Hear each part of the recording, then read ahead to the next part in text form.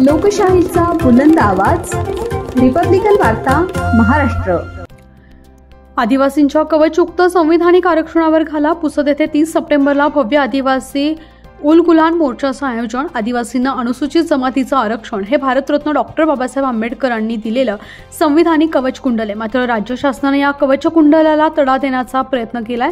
यामध्ये भर म्हणून इतर जातीची घुसखोरी आदिवासी समाजावर अन्यायकारक होईल अशी भूमिका आदिवासी समाजाने घेतली। त्याचा तीव्र बिमोड करण्यासाठी आदिवासी आरक्षण उलगुलान मोर्चाचं आयोजन माहिती पत्रकार परिषदेतून आयोजकांच्या वतीने देण्यात आली आहे। दरम्यान राज्याचे आदिवासी विकास राज्यमंत्री पुसद येथील रहिवासी इंद्रनील नाईक यांनी बंजारा समाजाला आदिवासींमध्ये समाविष्ट करावं अन्यथा राजीनामा देईल असं विधान केल्यानं आदिवासी समाजामध्ये तीव्र संतापाची लाट उसळली आहे। एक आदिवासी राज्यमंत्री असूनही आपल्या संविधानिक जबाबदाऱ्या सोडून इतर समाजाच्या घुसखोरीला पाठिंबा देत आहे आणि त्यासाठी राजीनाम्याची धमक देत आहोत असा आरोप करत आदिवासी समाजानं इंद्रनील नाईक यांच्या भूमिकेचा जाहीर निषेध नोंदवलाय। सदर मोर्चाला अर्ध्या लाखाच्या जवळपास आदिवासी समाज बांधव देण्याचा अंदाज व्यक्त करण्यात येतोय। मोर्चाची सुरुवात जुने जिनिंग प्रेसिंग येथून महात्मा फुले ते छत्रपती शिवाजी चौक मार्गस्थ होऊन यशवंत रंग स्टेडियम येथे मोर्चाच्या सभेत रूपांतर होईल। या मोर्चाला आदिवासी समाजाचे युवा नेते सतीशदादा पेंडाम, संभाजी सरकुंडे, आमदार भीमराव केराम, आमदार सुनील भुसारा, ॲडव्होकेट प्रशांत बोडके, सतीश पाचपुते, लकी जाधव इत्यादी मान्यवर मोर्चेकरांना संबोधित करणार आहेत अशी माहिती आयोजकांच्या वतीने देण्यात आली। माजी वैद्य सेवानिवृत्त उपायुक्त समाज कल्याण दिनांक 30/9/25 रोजी सकल आदिवासी बांधवाच्या वतीने आम्ही मोर्चाचं आयोजन करण्यात आलेलं आहे। त्या मोर्चाला उलगुलान असा आम्ही शब्द दिलेला आहे। कारण आपल्याला माहीत आहे की आपण काही दिवस पाहता प्रत्येक गावागावामधून तालुक्यामधून जिल्ह्यामधून बंजारा समाज हा मोठ्या प्रमाणात मोर्चे काढत आहे की आम्हाला आदिवासीमध्ये आमचा समावेश करावा आणि आरक्षण द्यावं। डॉक्टर बाबासाहेब आंबेडकरांनी आपल्याला आरक्षण दिलेलं आहे।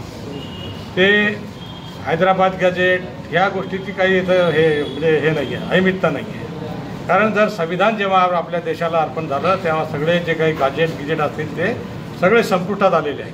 म्हणून त्याचा अर्थ काहीतरी घ्यावा आणि हे करावं। उद्या तुम्ही मला इंग्रजाचे सगळे कायदे लागू करा, शक्य आहे का? शक्य नाही।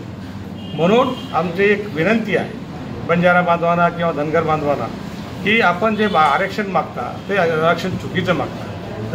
जर आपली लागू झाली असेल तर कुठलं मागायची गरज नाही आहे। म्हणून आम्ही 30/9/25 रोजी जो काही मोर्चाचं आयोजन केलं हा मोठ्या प्रमाणात आमचा मोर्चा राहील।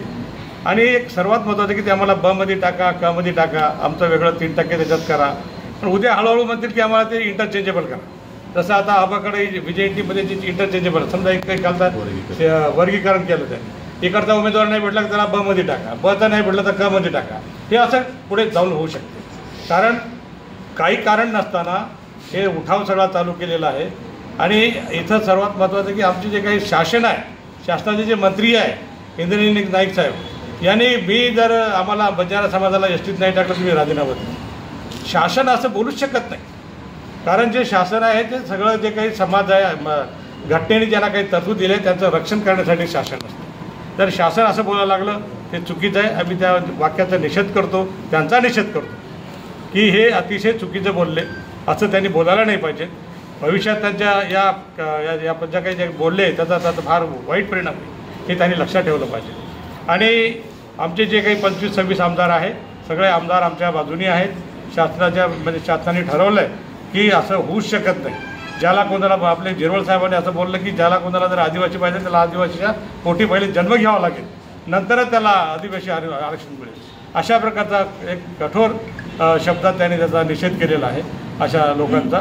म्हणून ते 30 तारखेचं जे काही आंदोलन आमचं आहे त्या आंदोलन फार मोठ्या प्रमाणात होणार आहे। आणि तो आंदोलन करण्यासाठी शिस्तप्रिय दृष्टिकोनातून आम्ही सर्व आंदोलन करू।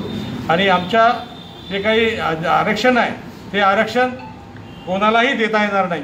कारण तुम्हाला माहीत आहे की अधिवेशन आपला जे काही संविधान आहे, संविधानामध्ये पुढे कुठलाही माणूस मोठा नाही, कुठलाही मंत्री मोठा नाही, कुठलाही मुख्यमंत्री मोठा नाही किंवा कुठला पंतप्रधान मोठा नाही। 1950ला लागू झालं त्या अगोदरचे सर्व कायदे नेम हे रद्द झालेले आहे। आणि भारतीय घटनेने मागासवर्गीयासाठी 340 341, 342 कलमान्वये SC, ST, OBCंना आरक्षण दिलेलं आहे आणि हे घटनात्मक आहे. त्यामुळे या आरक्षणाच्या संदर्भामध्ये म्हणजे या 3 कलमाच्या संदर्भामध्ये कोणी जर येऊ पाहत असेल ते सर्व चुकीचं आहे.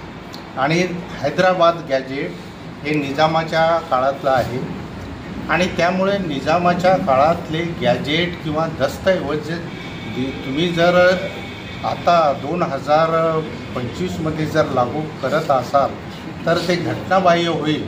म्हणून असे घटनाबाह्य दस्तऐवज मुळीच उपयोगात येता कामा नये असं माझं रोखठोक असं मत आहे. आणि यामध्ये सर्वोच्च असं भारतीय संविधान आहे आणि भारतीय संविधानाने जे काही कायदे केलेले आहेत त्या कायदेनुसार हा देश चालत आहे. आणि त्यांना जरी असं वाटत असेल म्हणजे सरकारवर दबाव आणणे, सरकारवर प्रेशर आणणे किंवा आमचे त्या ठिकाणी सर्व काही सत्ता आहेत, परंतु भारतीय घटना हे असं अनमोल दस्तऐवज आहे की या दस्तऐवजाच्या समोर कोणीही देशामध्ये मोठा राहू शकत नाही. तो देशाचा राष्ट्रपती असेल, पंतप्रधान असेल किंवा अन्य कोणीही असेल, या भारतीय घटनेने सर्वांना समान अधिकार हक्क दिलेले आहेत असं मला या ठिकाणी रोखठोक सांगावंसं वाटते. आणि म्हणून जे काही कोणी तुम्हाला बोलत आहे ते त्यांचे स्वतःचे मत आहेत आणि त्यांच्या मताशी कोणीही जनता सहमत राहणार नाही. रिपब्लिकन वार्ता महाराष्ट्रासाठी Vidarbha उपसंपादक Rajesh Dhole, Yavatmal. Subscribe now and press the bell icon. Never miss an update.